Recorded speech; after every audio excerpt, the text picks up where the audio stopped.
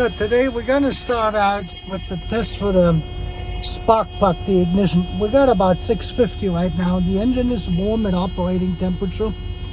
And I got the good old oscilloscope set up out here. And here you can see it. This is what it looks like it coming out of the ignition coil. And then we can take a look at this here. And it will tell us that this, if we can get it here, it's a fault image. This is basically what we got, and it says ignition voltage, too low, combustion duration longer, test requirement may occur at any speed, cause spark plug, electrode gap too small, fuel air mixture too rich, loss of compression. And that's what we got here, is because I have still not fixed all of my hoses. But we're running. I had to get a hand tag bolt because you can't get any more bus bolts.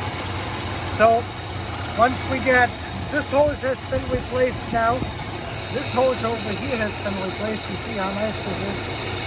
And well, these ones here, these rails, this is, I can hear it here leak. Here it leaks and here it leaks.